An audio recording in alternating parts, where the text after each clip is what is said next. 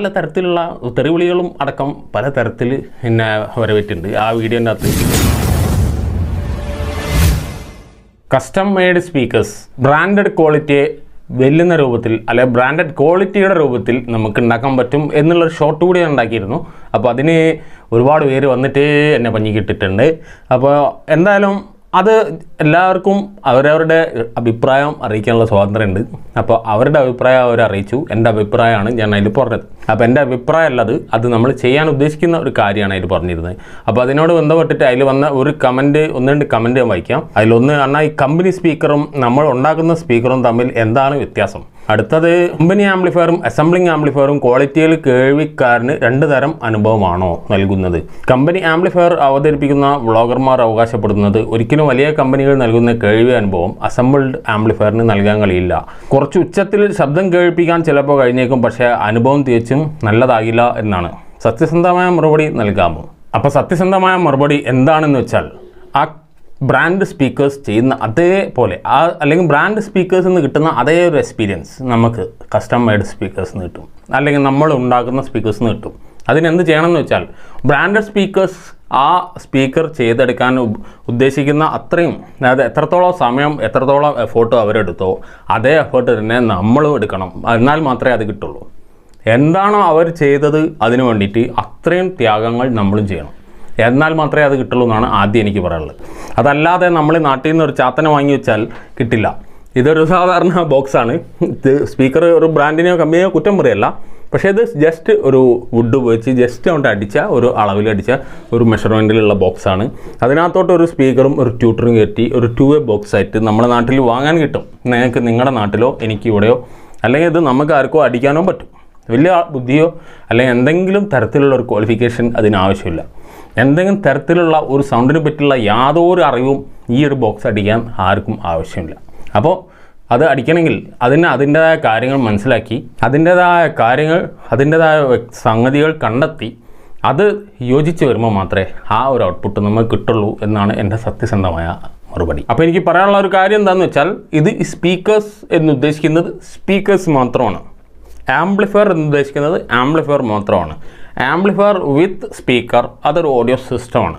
Audio system എന്ന് ഞാൻ ഉദ്ദേശിക്കുമ്പോൾ അതിനകത്ത് എല്ലാം ഉൾപ്പെടണം, സോഴ്സ് മുതൽ ഔട്ട്പുട്ട് വരെ. അങ്ങനെയാണ് എൻ്റെ അഭിപ്രായത്തിൽ ഒരു ഓഡിയോ സിസ്റ്റം എന്ന് പറയുന്നത്. ഈ ഒരു ആംപ്ലിഫയർ ഇവിടെ ചെയ്യുകയാണെങ്കിൽ ഇതിന് ഏതൊരു കമ്പനിക്കും, ഈ കമ്പനി കൂടാതെ മറ്റേതൊരു കമ്പനിക്കും ആ സ്പീക്കേഴ്സ്, ഈ ആംപ്ലിഫയറിന് വേണ്ടി സ്പീക്കേഴ്സ് ചെയ്യാം. അതാത് കമ്പനികൾ അതാത് ക്വാളിറ്റിയിൽ അവരുടേതായ സ്പെസിഫിക്കേഷൻ, അവരുടേതായ ആ യുണീക്നെസ് കൊടുത്തിട്ട് സ്പീക്കേഴ്സ് ഉണ്ടാക്കും. സ്പീക്കർ എന്ന് ഉദ്ദേശിക്കുന്നത് ആ ഡ്രൈവർ എന്നുള്ളതല്ല, ആ ഒരു ബോക്സ് അടക്കം എത്ര സ്പീക്കേഴ്സ് ആയിട്ടുണ്ടോ അതെല്ലാം കൂടെ കൂടിയിട്ടുള്ള ആ ഒരു യൂണിറ്റിനെയാണ് ഒരു സ്പീക്കേഴ്സ് എന്ന് പറയുന്നത്. അതായത് ലെഫ്റ്റ് ആൻഡ് റൈറ്റ് ആകുമ്പോൾ ഒരു പെയർ ഓഫ് സ്പീക്കേഴ്സ് അങ്ങനെ പറയാം. അപ്പോൾ ഞാനിവിടെ ഉദ്ദേശിച്ചത്, ആ വീഡിയോയിൽ ഉദ്ദേശിച്ചത് സ്പീക്കേഴ്സാണ്. നമുക്ക് ഏറ്റവും വലിയ കോംപ്ലിക്കേഷൻ സ്പീക്കേഴ്സാണ്. ആംപ്ലിഫയർ മാക്സിമം നമുക്ക് ചെയ്യാൻ പറ്റും. ഒരുവിധം എക്സ്പേർട്ട് ആയിട്ടുള്ള ആളുകൾക്ക് ആംപ്ലിഫയർ ചെയ്യാൻ പറ്റും. പക്ഷേ സ്പീക്കേഴ്സിൻ്റെ മുകളിൽ കുറച്ച് റിസ്ക് ആണ്. നിങ്ങളിപ്പോൾ ഓൺലൈനിൽ കോൺടാക്ട് ചെയ്യാൻ തയ്യാറാണെങ്കിൽ ഒരുപാട് സ്പീക്കേഴ്സ് മാനുഫാക്ചറേഴ്സ് നിങ്ങൾക്ക് കിട്ടും. നിങ്ങൾക്ക് ആവശ്യമുള്ള രീതിയിൽ ഏത് തരത്തിലുള്ള സ്പീക്കേഴ്സും ഉണ്ടാക്കി തരാനുള്ള പല തരത്തിലുള്ള ബ്രാൻഡുകൾ അവൈലബിൾ ആണ്. അത് ആരും തയ്യാറല്ല. എല്ലാവർക്കും വില കുറച്ച് കിട്ടണം. വില കുറയ്ക്കുമ്പോൾ അതിനകത്ത് ചെയ്യുന്ന വർക്ക് കുറയുന്നുള്ളത് 100% സത്യമാണ്. വില കുറച്ചിട്ടുള്ള സാധനം വർക്കോട് കൂടി എടുക്കണമെങ്കിൽ അത് ലോ വാട്ട്സ് ആയിരിക്കും. വളരെ ഒരു 10 to 15, 20 വാട്ട്സ് ടൈപ്പൊക്കെ നമുക്ക് വില കുറച്ചിട്ട് ക്വാളിറ്റിയിൽ ചെയ്യാം. പക്ഷേ ഒരു 100 അല്ലെങ്കിൽ അതിൻ്റെ അബോവുള്ള വാട്ട്സ് നമുക്ക് വില കുറച്ചിട്ട് ക്വാളിറ്റിയിൽ ചെയ്യാനില്ല. ബ്രാൻഡ് നമുക്ക് വില കുറച്ച് തരുമൊന്നുമില്ല. ആ പറയുന്ന വിലക്ക് വേണമെങ്കിൽ വാങ്ങിക്കോ ഇല്ലെങ്കിൽ വിട്ടോ എന്നുള്ളതാണ് അതിൻ്റെ അവരുടെ ഒരു ഡീൽ. അപ്പോൾ അവിടെ പോയിട്ട് നമ്മൾ വില പേശാനൊന്നും നിൽക്കില്ല. നമ്മൾ ആ വിലക്ക് ഒക്കൂലെങ്കിൽ നമ്മൾ എവിടെയാണ് വില കുറവുള്ളത് അത് അന്വേഷിച്ച് പോകും. അപ്പോൾ നമ്മൾ വില കുറവിൽ കിട്ടുന്ന സാധനത്തിന് ആ ക്വാളിറ്റി, ബ്രാൻഡിൻ്റെ ക്വാളിറ്റി ഇല്ല എന്ന് പറയുമ്പോൾ ആ വില കുറവ് എന്തുകൊണ്ട് അതിന് വന്നു എന്നുള്ളത് ആലോചിച്ചില്ല. ഏത് കാരണം കൊണ്ടാണ് വില കുറഞ്ഞത് എന്ന് ആലോചിച്ചാൽ ചിലപ്പം എന്തെങ്കിലും ഒന്നുകിൽ ഈ സ്പീക്കറിൻ്റെ ഒരു മെറ്റീരിയൽ ആ മേക്കിങ്ങിൻ്റെ മുകളിലായിരിക്കും, അല്ലെങ്കിൽ ആ ഡിസൈനിൻ്റെ മുകളിലായിരിക്കും, ക്രോസ് ഓവറിൻ്റെ മുകളിലായിരിക്കും, ബോക്സിൻ്റെ മുകളിലായിരിക്കും, ചിലപ്പോൾ ഓവറോൾ ആയിരിക്കും. ഏറ്റവും വലിയൊരു കോംപ്ലിക്കേഷൻ ഇതിൽ വരുന്നത്, ഏറ്റവും വലിയ വെല്ലുവിളി വരുന്നത് ഇതിൻ്റെ ബോക്സ് ചെയ്യുന്ന എൻക്ലോസർ. സ്പീക്കേഴ്സ് ബ്രാൻഡിൽ നിന്ന് നമുക്ക് ഒരുപാട് ബ്രാൻഡ് സ്പീക്കേഴ്സ് വാങ്ങിട്ടും അതിൻ്റെ എൻക്ലോസർ നമുക്ക് വാങ്ങിക്കിട്ടിക്കൊന്നും നിർബന്ധമില്ല. നമ്മൾ ഡിസൈൻ ചെയ്തുണ്ടാക്കണം. അവിടെയാണ് വെല്ലുവിളി. അപ്പോൾ പിന്നെ അത്രയും ആളുകൾ വന്നിട്ട് അന്ന് എന്നെ പഞ്ഞി കിട്ടുക എന്താണെന്ന് എനിക്ക് പിടിയിട്ടാത്തത്. അതായത് അത് ചെയ്യാൻ പറ്റില്ല, അങ്ങനെയാണ് ഇങ്ങനെയാണ്, അങ്ങനെ പല തരത്തിലുള്ള തെറിവിളികളും അടക്കം പല തരത്തിൽ എന്നെ വരവേറ്റുണ്ട് ആ വീഡിയോൻ്റെ അകത്ത്. അപ്പോൾ അതൊന്നും പ്രശ്നമല്ല, നമുക്കിത് കുറേ ആയിട്ട് കേൾക്കുന്നത് കൊണ്ട് വലിയ കുഴപ്പമൊന്നുമില്ല. ഉളുപ്പ് മാറി എന്നൊക്കെ വേണമെങ്കിൽ പറയാം. അതൊന്നും കുഴപ്പമില്ല, അതൊക്കെ ഇനി ആര് പറഞ്ഞാലും കേൾക്കില്ല. പക്ഷേ കുറച്ചൊരു എഫേർട്ട് നിങ്ങളെ കയ്യിലുള്ള സ്പീക്കേഴ്സിൻ്റെ മുകളിൽ കുറച്ചൊരു എഫേർട്ട് നിങ്ങൾ കൊടുത്തു നോക്കിയാൽ അതിൻ്റെ ഔട്ട്പുട്ട് മാറും. ലോക്കൽ സ്പീക്കേഴ്സ് ഈ പറഞ്ഞപ്പോൾ ഞാൻ ലോക്കലായി കാണിച്ച സ്പീക്കർ അതിൻ്റെ മുകളിൽ കുറച്ചൊരു എഫേർട്ട് കൊടുത്താൽ അതിൻ്റെ സ്വഭാവം മാറും, അതിൻ്റെ ഔട്ട്പുട്ട് മാറും. അപ്പോൾ എഫേർട്ട് എന്ന് പറയുന്നത് എത്ര സമയം എടുക്കും എന്നുള്ളത് ചോദിക്കേണ്ടതാണ്. അതായത് എത്ര സമയം കൊണ്ടും എത്ര ഇൻവെസ്റ്റ് ചെയ്തിട്ടോ ആണ് ആ ഒരു റിസൾട്ട് നമുക്ക് കിട്ടുക, അവിടെയാണ് അതിൻ്റെ കാര്യം. അപ്പോൾ അവിടെ അടുത്തത് ഞാൻ ഒരുപാട് ബ്രാൻഡുകളായിട്ട് സംസാരിക്കാറുണ്ട്, അതായത് ചാറ്റ് ചെയ്യാറുണ്ട് ഓൺലൈനിൽ, അവരുടെ മെയിൽ വഴിയും ഫേസ്ബുക്ക് വഴിയും അവരുടെ വെബ്സൈറ്റ് വഴിയൊക്കെ ചാറ്റ് ചെയ്യാറുണ്ട്. അതിനകത്ത് കിട്ടിയ ഒരു ചാറ്റ് ഞാൻ കാണിക്കാം. അതായത് അവരോട് സംസാരിച്ചതിൽ ഞാൻ അവരെ മാറ്റി വെച്ചിട്ടുള്ളത് അവർക്ക് അവരുടേതായ ഒരു പ്രൈവസി ആവശ്യം ഉണ്ടാവും, അല്ലെങ്കിൽ അവർക്ക് അവരുടേതായ ഒരു മാർക്കറ്റിംഗ് ലെവൽ ഉണ്ടാവും. നമ്മൾ അവരുടെ പേരോ മറ്റും ഇവിടെ സജസ്റ്റ് ചെയ്യേണ്ട ആവശ്യമില്ല എന്നാണ് എൻ്റെ അഭിപ്രായം. അതുകൊണ്ടാണ് ഞാൻ അവരുടെ പേര് ബ്ലർ ചെയ്ത് ചോദിച്ചുകൊണ്ട് ഓരോ കാര്യങ്ങൾ സംസാരിച്ചതിൻ്റെ കൂട്ടത്തിൽ അവരുടെ റേറ്റ് പറഞ്ഞ് അവർ rates are $100 per hour plus material. $100 ഇന്നത്തെ ഒരു വില വെച്ചിട്ട് 82 റുപ്യാണ് ഒരു $.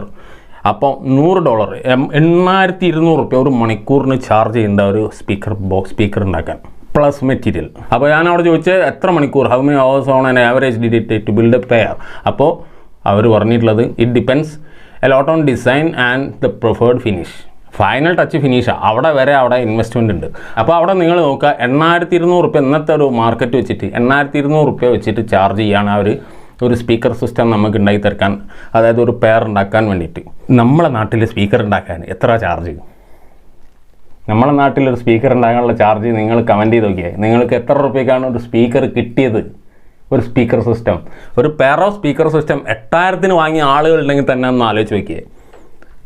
അതാണ് ആലോചിക്കേണ്ടത്. അപ്പോൾ ആ ഒരു മണിക്കൂർ കൊണ്ടൊന്നും ഇത് ഉണ്ടാക്കാൻ കഴിയില്ല എന്ന് നിങ്ങൾക്കറിയാം. അപ്പോൾ അത്രയും കാര്യങ്ങൾക്ക് വേണ്ടിയിട്ട് ഒരുപാട് ഇൻവെസ്റ്റ് ചെയ്യേണ്ടിയുള്ളത് കൊണ്ട് തന്നെ നല്ല സാധനം ഉണ്ടാക്കാൻ നല്ല ചിലവുണ്ട് എന്നുള്ളത് മനസ്സിലാക്കുക. ആ നല്ല ചിലവ് ചെയ്തിട്ട് അത് ഉണ്ടാക്കാൻ നമ്മളെ പോലത്തെ ചില പ്രാന്തന്മാർ തയ്യാറാണ്. അപ്പോൾ അവിടെ വന്നിട്ട് നിരുത്സാഹപ്പെടുത്തുന്ന കമൻ്റ് അല്ല ഇടേണ്ടത്, അവിടെ പ്രോത്സാഹനമാണ് വേണ്ടത്. അപ്പോഴേ നമുക്ക് ഒരു ചെറിയ കുഞ്ഞൻ സ്പീക്കർ സിസ്റ്റമെങ്കിലും ഉണ്ടാക്കി നോക്കാനുള്ള മാനസികാവസ്ഥ കിട്ടുള്ളൂ. അപ്പോൾ ഒരു എക്സാമ്പിൾ എന്ന നിലയ്ക്ക് പറയാം. അപ്പോൾ ഒരു പ്രൊഡക്ഷൻ വാല്യൂ കൂട്ടാൻ വേണ്ടിയിട്ട് നമ്മൾ എന്ത് ചെയ്യും? ഞാനിപ്പോൾ ഒരു വീഡിയോ ഉണ്ടാക്കുകയാണ്, അപ്പോൾ എൻ്റെ ഓഡിയോ ഇവിടെ വരുന്നുണ്ട്, ഞാൻ സംസാരിക്കുന്നതായാലും മറ്റെന്തായാലും. അപ്പോൾ ഈ വീഡിയോയുടെ പ്രൊഡക്ഷൻ വാല്യൂ കൂട്ടുക എന്ന് വെച്ചാൽ ഇതിലേക്ക് കൂടുതൽ ക്വാളിറ്റി കൊണ്ടുവരിക, വിഷ്വലി ആൻഡ് ഈ സൗണ്ട് ലെവലിലും കൂടി. അപ്പോൾ നമ്മളിപ്പോൾ സംസാരിക്കുന്നത്, ഞാനിപ്പോൾ ഒരു നോർമൽ മൈക്ക് വെച്ചാണ് ഞാനിവിടെ സംസാരിക്കുന്നത്. അപ്പോൾ ഇവിടെ ഞാൻ വയർലെസ് മൈക്ക് വാങ്ങിയതിൻ്റെ വിൻഷീൽഡാണ് ഈ കാണുന്നത്.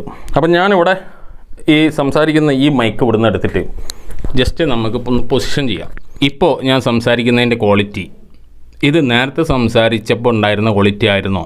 ഇത് കുറച്ചും കൂടെ അടുത്തേക്ക് വെച്ചാൽ ഞാനിവിടെ സംസാരിക്കുമ്പോൾ ഈ വിൻഡ് അടിക്കും, അപ്പോൾ അവിടെ ഒരു നോയ്സ് വരും, ആ ഒരു ബുദ്ധിമുട്ട് വരും.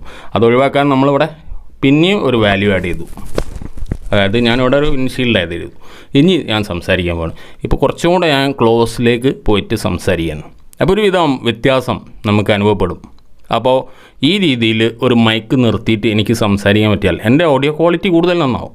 അപ്പോൾ ഇതിനു വേണ്ടി ഞാൻ കുറച്ച് കാര്യങ്ങൾ ഇൻവെസ്റ്റ് ചെയ്യണം ഇവിടെ. എന്നിട്ട് അതിൻ്റെ കൂടെ തന്നെ ഇത് ഒരുപാട് തരം സോഫ്റ്റ്വെയറുകളുണ്ട്, അത് ഉപയോഗിച്ച് ഇത് എഡിറ്റ് ചെയ്ത് ഓഡിയോ ക്വാളിറ്റി നന്നാക്കിയാൽ നിങ്ങൾ ഈ ഒരു സിനിമയുടെ ക്വാളിറ്റിയിൽ നിങ്ങൾക്ക് ഓഡിയോ കിട്ടും, നമ്മളെ വീഡിയോ തന്നെ. അപ്പോൾ ഞാനിവിടെ ഇത്തിരി വ്യത്യാസം ഇവിടെ വരുത്തിയപ്പോൾ എത്ര വ്യത്യാസമുണ്ട് നമ്മുടെ ഓഡിയോ ക്വാളിറ്റിയിൽ എന്നുള്ളത് ഇപ്പോൾ നിങ്ങൾക്ക് മനസ്സിലാവുണ്ടാവും. അപ്പോൾ ഇന്നത്തെ ഈ വീഡിയോയിൽ ഇതിനെപ്പറ്റി ചെറിയ ഒന്നും കൂടി ഒന്ന് പറഞ്ഞിട്ടു എന്നേ ഉള്ളൂ. ബ്രാൻഡഡ് സ്പീക്കേഴ്സിൻ്റെ ക്വാളിറ്റിയിൽ നമുക്ക് നല്ല സ്പീക്കേഴ്സ് നമുക്ക് തന്നെ ഉണ്ടാക്കിയെടുക്കാം എന്ന് ഞാൻ പറഞ്ഞതിൻ്റെ ഉദ്ദേശം എന്തൊക്കെയാണ് എന്നുള്ളതും, അതുപോലെ തന്നെ ബ്രാൻഡ് സ്പീക്കേഴ്സിൻ്റെ ക്വാളിറ്റി നമുക്ക് ലോക്കലി മെയ്ഡ് ക്വാളിറ്റിയിൽ നിന്ന് കിട്ടാത്തതിൻ്റെ എന്താണെന്നുള്ളതിൻ്റെയും ഒരു ചെറിയ തരത്തിൽ ഞാനിപ്പോൾ പറഞ്ഞെന്ന് വിചാരിക്കുന്നു. ഇനി എന്തെങ്കിലും സംശയം ഉണ്ടെങ്കിൽ അത് ഇനി തീർക്കല്ല ചെയ്യുന്നത്, നമ്മൾ വർക്കൗട്ട് ആക്കിയിട്ട് അതിനെ പറ്റിയുള്ള റിസൾട്ട് തരണമാണ് കൂടുതൽ നല്ലതെന്നാണ് എൻ്റെ അഭിപ്രായം. അപ്പോൾ അത് ചെയ്തിട്ട് ഉള്ള അപ്ഡേറ്റ്സ് നമ്മൾ വരുമ്പോൾ അറിയിക്കാം. എത്ര സമയം എടുക്കും, എങ്ങനെയായിരിക്കും ചെയ്യുന്നതെന്ന് പോലും ഇപ്പോഴും അത് ധാരണയില്ല. നമ്മൾ ജസ്റ്റ് അതിൻ്റെ സ്റ്റാർട്ടിങ് സ്റ്റേജിലാണ്. നോർമലി നമ്മളിപ്പോൾ ഇവിടെ ഉണ്ടാക്കിയൊരു 3-way സ്പീക്കർ സിസ്റ്റം നമ്മൾ കണ്ടിരുന്നു പഴയ വീഡിയോയിൽ. ആ 3-way സ്പീക്കർ സിസ്റ്റം പോലും അതിന് ഇത്ര വിലയില്ല എന്ന് കമൻറ്റ് ചെയ്ത ആളുകളുണ്ട്. അതിൻ്റെ മുകളിൽ എത്ര നയിച്ചിട്ടാണ് അതിന് ആ ഒരു തരം ഔട്ട്പുട്ടെങ്കിലും ഉണ്ടാക്കിയെടുക്കാൻ പറ്റിയത് എന്നുള്ളത് എനിക്കറിയാം, എൻ്റെ കൂടെ ഉള്ളവർക്കും അറിയാം. വന്നിട്ട് അതിന് ഇത്രയൊന്നും വിലയില്ല എന്ന് പറയുമ്പോൾ ആ വിലയില്ല എന്ന് പറയുന്ന ആൾ എന്താണ് ക്വാളിറ്റി എന്ന് ഉദ്ദേശിക്കുന്നത് എന്നാണ് എനിക്ക് ചോദിക്കാനുള്ളത്. അപ്പോൾ ഇനി ബാക്കി നിങ്ങളുടെ അഭിപ്രായം. അപ്പോൾ ഇന്നത്തെ വീഡിയോ നിങ്ങൾക്ക് എന്തെങ്കിലും ഒരു ഇൻട്രസ്റ്റിംഗ് ആയി തോന്നിയെങ്കിൽ ഒന്ന് ലൈക്ക് ചെയ്തേക്കുക, ഒന്ന് സബ്സ്ക്രൈബ് ചെയ്യാത്തവരുണ്ടെങ്കിൽ അടുത്ത വീഡിയോയിൽ കാണാം.